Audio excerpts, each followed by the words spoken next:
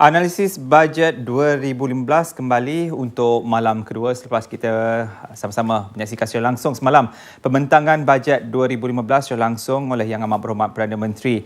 Dan pastinya saya Suhaimi Mohamad masih lagi bersama dengan Syed Menawar. Jadi Syed, ya Suhaimi, banyak mendapat feedback berhubung bajet semalam. Kalau kita sempat baca dalam talian pelbagai komen yang diberikan di pelbagai platform, jadi menarik kerana reaksi. Bagi saya itu gambaran bahawa rakyat Malaysia ini semakin semakin peka dan juga mereka semakin terlibat di dalam wacana nasional dan saya menganggap komen mereka baik buruk adalah merupakan respon. Kalaupun buruk dan salah, itu adalah gambaran bahawa ada pandangan balas yang perlu diberikan untuk membetulkan persepsi yang salah itu. Platform juga diberikan oleh Yang Amat Berhormat Perdana Menteri melalui Facebooknya Najib Razak yang terus mendapat pelbagai komen baik yang baik ataupun yang sebaliknya. Baik, jadi saya dalam tempoh bajet analisis ni kita akan bermain dengan angka. Jadi seawalnya saya akan sedikit sebanyak berkongsi mengenai antara tema bajet yang telah pun dibawakan semalam, iaitu bajet keperluan rakyat, ya. Jadi ini dia bajet ekonomi keperluan rakyat adalah tema yang dibawakan oleh Yang Amat Berhormat Perdana Menteri. Dan dalam tempoh 24 jam ini sememangnya masih lagi terus diperkatakan dengan jumlah peningkatan 9.8 bilion ringgit menjadikan bajet 2015 berjumlah 273.98 bilion ringgit dengan bajet pengurusan 223.4 bilion ringgit, sementara bajet untuk pembangunan sebanyak 50.5 bilion ringgit. Dan pastinya juga semalam Yang Amat Berhormat Perdana Menteri menyatakan dari segi sudut teori dan ekonominya, capital economy dan juga people economy yang tidak dapat dipisahkan. Dan dalam pada itu juga Yang Amat Berhormat Perdana Menteri memberikan 7 strategi, iaitu memperkukuh pertumbuhan ekonomi, memantap tadbir urus fiskal, mengupaya modal insan dan keusahawanan, memperkasa agenda bumi putra, mempertabat peranan wanita untuk strategi yang keenam, dan keenam membangun program transformasi belia negara, dan yang ketujuh untuk mensejahterakan rakyat. Dan untuk malam ini dengan kuasa yang saya ada dan dengan melihat kredibiliti kedua-dua tetamu kita, panel kita, saya jadi yang di-Pertua Dewan malam ni. Saya memilih strategi yang ketiga. Untuk strategi yang ketiga, iaitu mengupaya modal insan dan keusahawanan. Ini dia.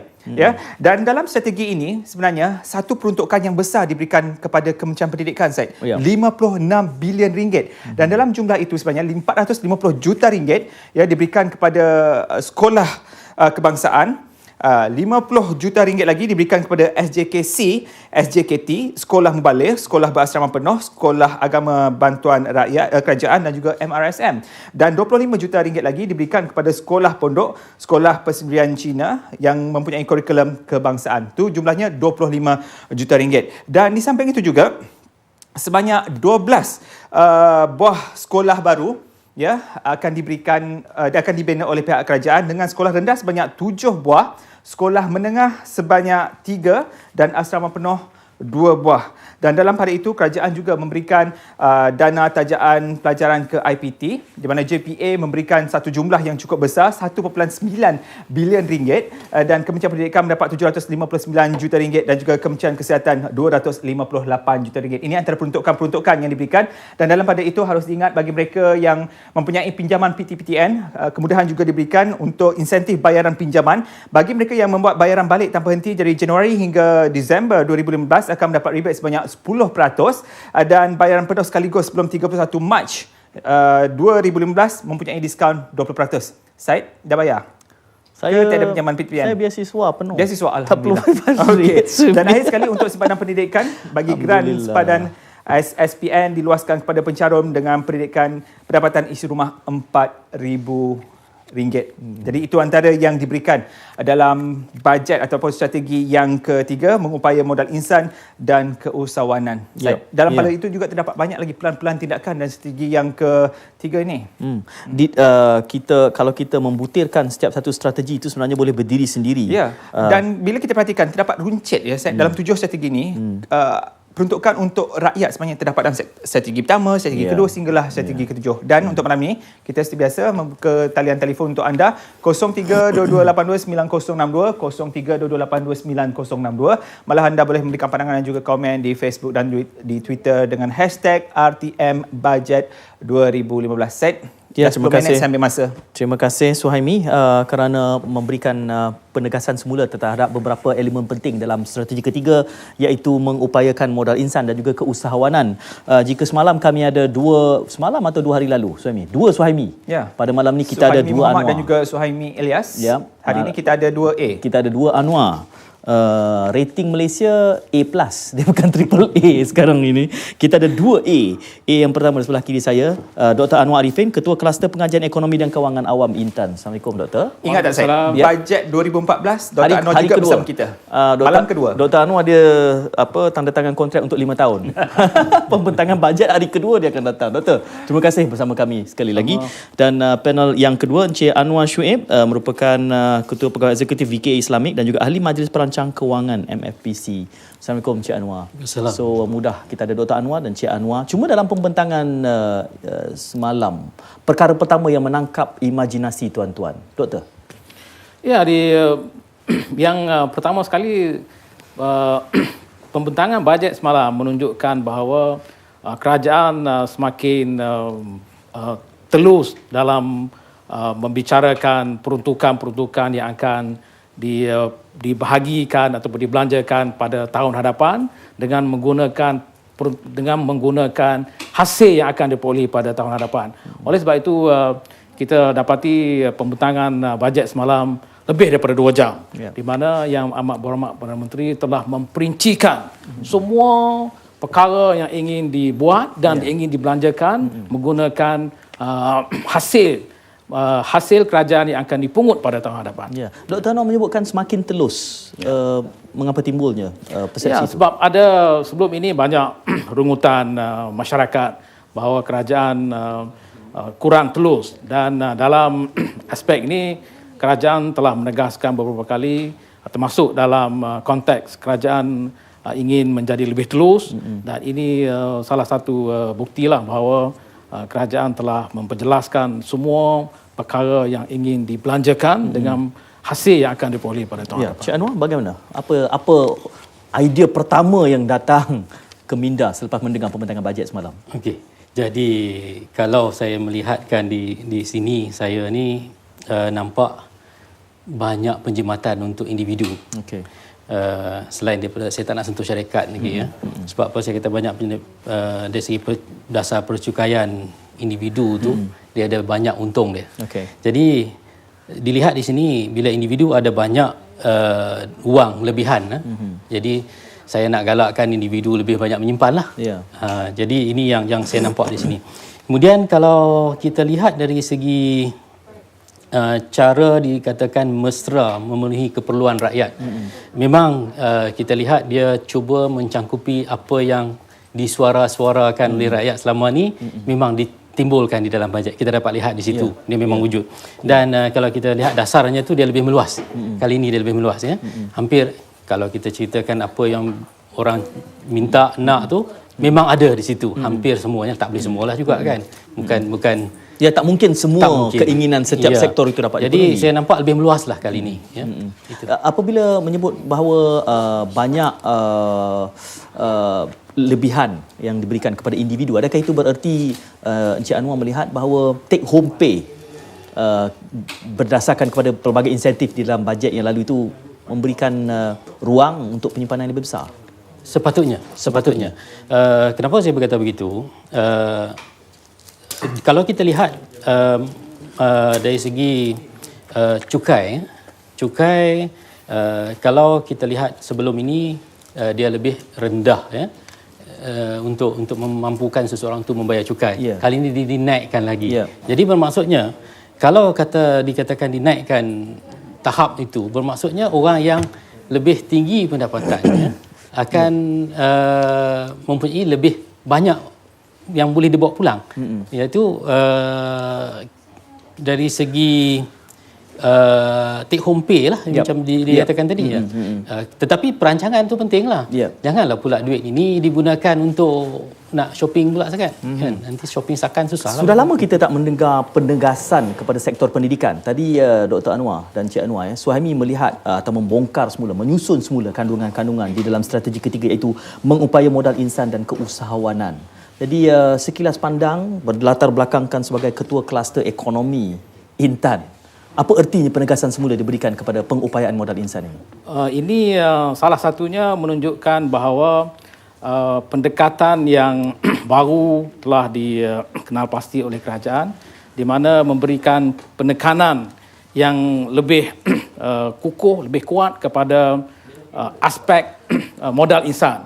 Dalam konteks ekonomi pun modal insan ini sangat penting, di mana kita dapati banyak negara di dunia ini yang tidak ada banyak sumber, tetapi kerana mereka mempunyai modal insan yang berupayaan, modal insan yang berpengetahuan, modal insan yang inovatif, mereka boleh menjadi sebuah negara yang sangat maju. Yang pertama dulu adalah Jepun. Jepun dia tak ada sangat, dia punya sumber aslinya tak ada. Tapi dia boleh maju kerana masyarakatnya, kerana orang ramainya mempunyai keupayaan untuk mencipta, keupayaan untuk innovate, dan dia boleh mencipta pelbagai benda berdasarkan kemahiran dan juga pengetahuan dan juga daya imajinasi dan daya inovatif. Yang sekarang ini yang disebut-sebut juga ialah Korea. Korea pun sama. Kalau dari segi sumbernya, Korea ini tidak ada sumber asli, tidak ada. Yang ada hanyalah sumber manusia. Jadi penegasan dan penekanan kepada sumber manusia dalam menggerakkan ekonomi itu sangat penting, kerana sumber manusia itu dia tidak satunya dia tidak begitu cepat lupus berbanding dengan sumber-sumber asli. Sumber asli jarang sumber asli yang boleh kita panggil renewable. Banyak sumber asli dia akan jadi habis suatu masa. Jadi semua negara di dunia ini, kalau dia bergantung sahaja kepada sumber asli, selalunya dia tidak berupaya untuk mengekalkan pertumbuhan ekonomi dan kemantapan ekonomi dalam masa panjang. Dari sinilah juga sebenarnya saya di mana Yang Amat Berhormat pada Menteri juga pada peringkat awal pembentangan telah menyatakan tentang capital economy dan juga people economy. Dr. Anwar dah menjelaskan sedikit sebanyak dan mungkin dari segi pendapat Encik Anwar pula, bagaimana agaknya dengan bantuan ataupun peruntukan 56 bilion ringgit diberikan kepada Kementerian Pendidikan, people economy ini akan dapat dilestarikan? Okey, kalau saya melihat di sini sumber alam ataupun sumber yang kita ambil daripada muka bumi, dia akan habis, dia akan pupus Tapi kalau kita lihat sumber manusia ni, modal insan, dia sentiasa berkembang. Populasi kita sentiasa bertambah tahun demi tahun. Jadi apa yang tidak akan pupus adalah modal insan. Jadi saya memang amat bersetuju tentang apa yang tetapkan untuk dibelanjakan dari segi pendidikan. Sebab kalau kita lihat di Singapura, contoh jiran yang terdekat kita, mereka dapat maju kerana apa? Kerana modal insan. Itu yang mereka maju. Dan tidak ketinggalan juga kalau dilihat kan, memanglah dari segi negara-negara, setiap negara kalau kita lihat memerlukan sektor ekonomi yang mampan, yang mampu berkembang. Tidak mestilah kalau kita nak bergantung kepada Petronas saja, matilah kita satu hari nanti. Kalau habis sumber dia, mana nak pergi kan? Jadi kita perlu menggerakkan sektor-sektor SME, perniagaan kecil dan sederhana.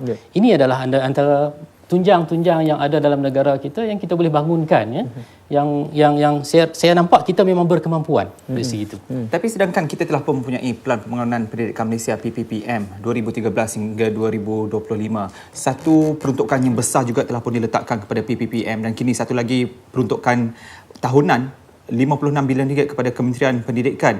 Dari segi pandangan doktor, bagaimana? Adakah ia akan redundant ataupun penambahbaikan kepada PPPM peruntukan-peruntukannya? Itu akan ditangani selepas kita berehat seketika.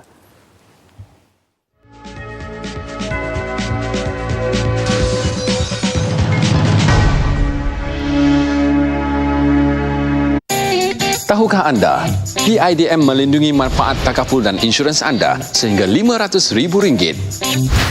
Begini caranya. Pastikan pengendali takaful atau syarikat insurans anda adalah ahli PIDM. Tentukan manfaat dalam polisi anda dilindungi oleh PIDM. Tiada permohonan atau pembayaran bagi pelindungan ini. Ianya automatik. Andainya ahli penginsurans menjadi muflis, PIDM akan memenuhi tuntutan manfaat takaful dan insurans anda yang layak. Hubungi PIDM untuk maklumat lanjut. PIDM melindungi simpanan dan insurans anda di Malaysia. Hijrah itu pengorbanan, hijrah itu perjuangan, hijrah itu persaudaraan, hijrah membentuk perpaduan. Hijrah itu pengorbanan, hijrah itu perjuangan, hijrah itu persaudaraan. Adalah cukai jualan dan perkhidmatan yang akan digantikan dengan hanya membayar satu cukai sahaja, iaitu cukai barang dan perkhidmatan atau lebih dikenali sebagai GST. GST adalah cukai kepenggunaan yang dikenakan bagi setiap peringkat perniagaan. GST akan menjadikan sistem percukaian negara lebih efektif, efisien, telus dan mesra perniagaan. Lebih 160 negara telah melaksanakannya. GST untuk manfaat kita semua. Dengan GST, kita membangun dan maju bersama. Untuk keterangan lanjut, sila hubungi maklumat berikut.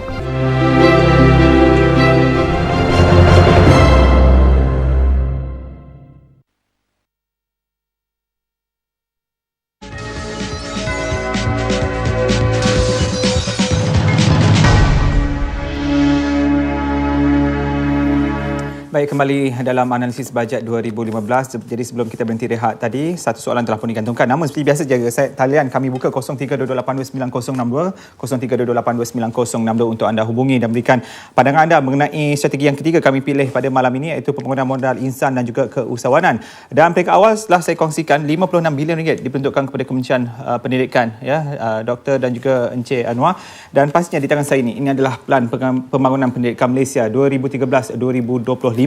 Dan masih lagi banyak benda yang perlu kita lakukan. Ini sedikit diakui dalam plan ini, dengan kadar literasinya, dengan nyatakan Malaysia semakin ketinggalan dalam sudut pendidikan. Jadi bagaimana dengan peruntukan ini, dengan pembinaan sekolah baru 12 sekolah, adakah kita mampu untuk dari segi penjanaan modal insan dalam tempoh 5 atau 6 tahun menuju negara maju, Doktor?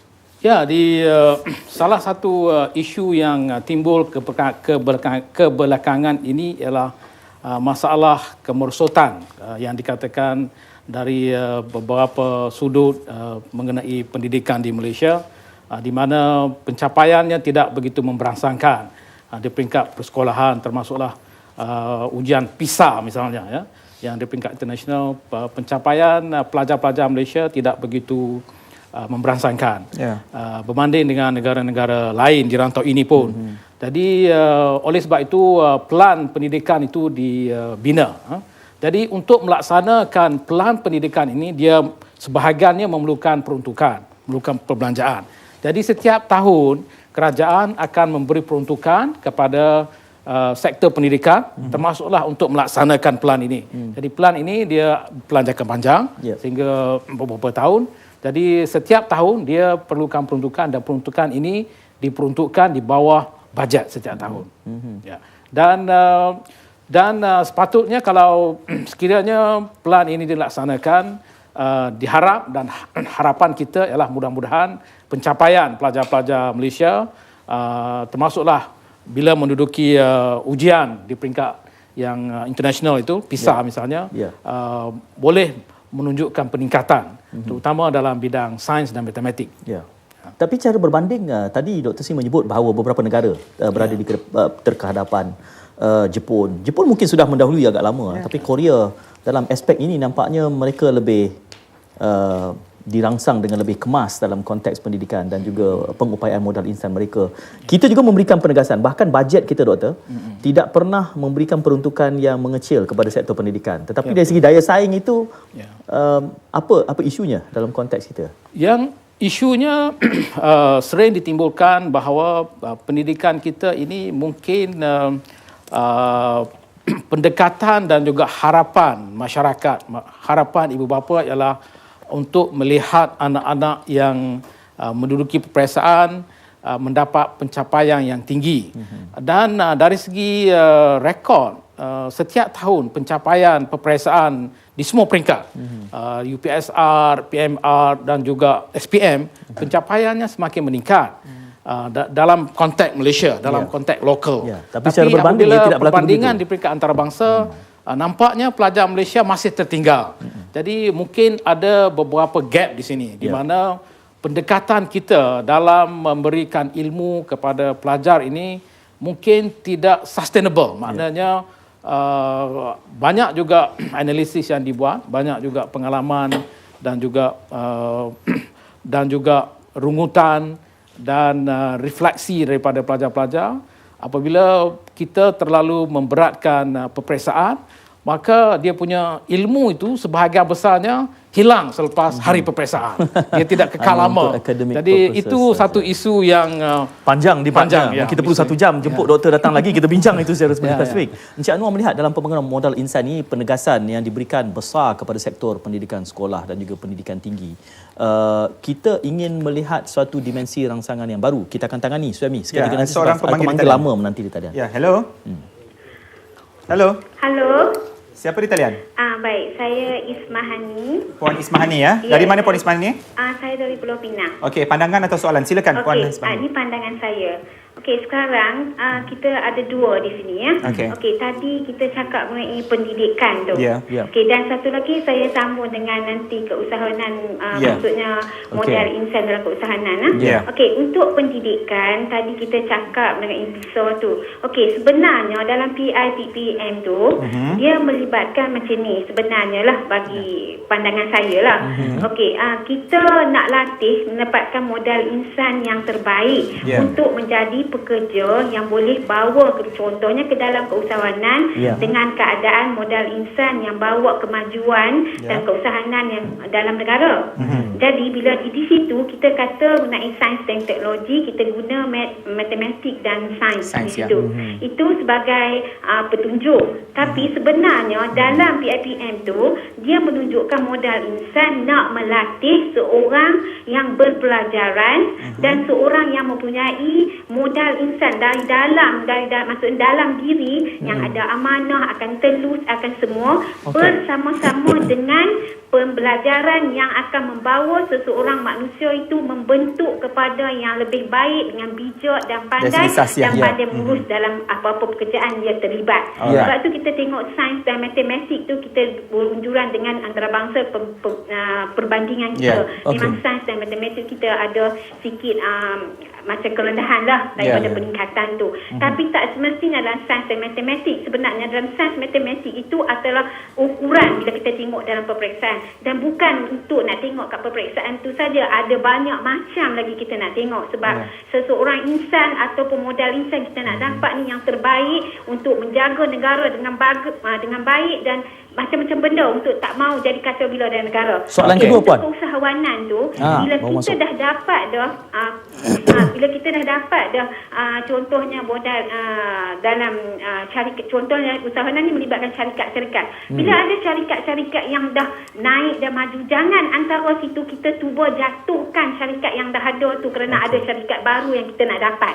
Itu yang saya nak. Di situ ada modal insan yang kena faham bila setiap syarikat-syarikat dalam keusahawanan yang dah ada, jangan cuba jatuhkan. Kita kena jaga. Di situlah sifat dari sekolah kita nak latih bila tengok orang lain kerjaan kita bersama-sama berlumba dengan cara positif, bukan cara negatif. Puan, itu sebenarnya. Puan Ismahani, boleh saya bertanya soalan? Ya.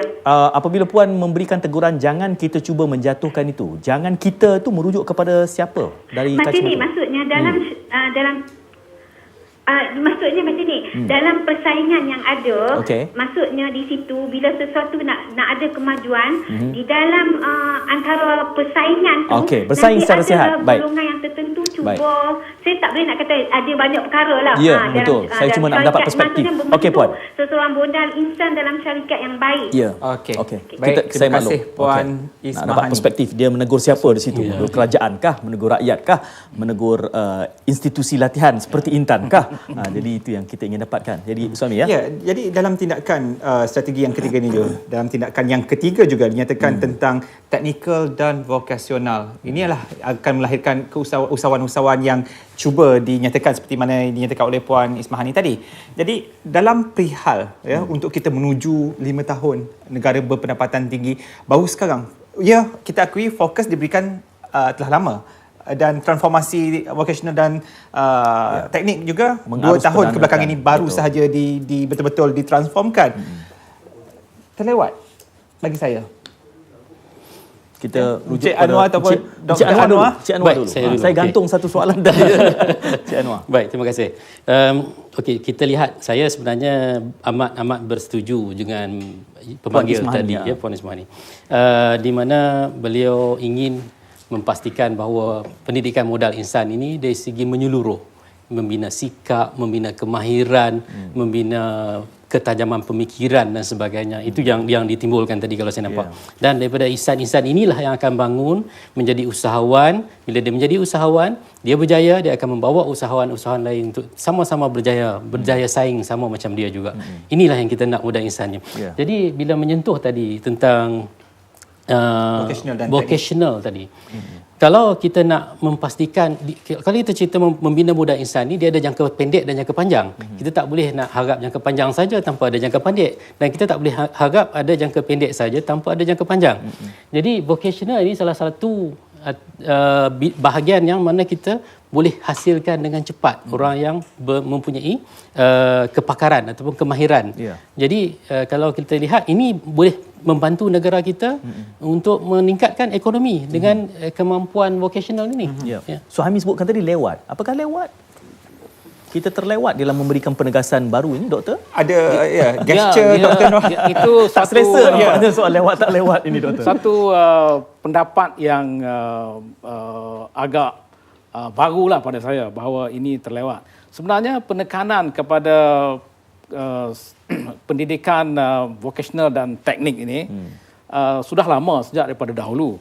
Cumanya sambutan masyarakat yang menjadi masalah di Malaysia ini. Sambutan masyarakat di mana ibu bapa tidak melihat pendidikan teknik dan vocational ini dia boleh memberikan peluang pekerjaan yang setanding. Ia seperti dengan, kelas kedua.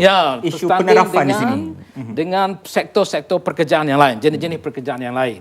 Kalau kita merujuk kepada vocational misalnya, terutamanya pendidikan vocational.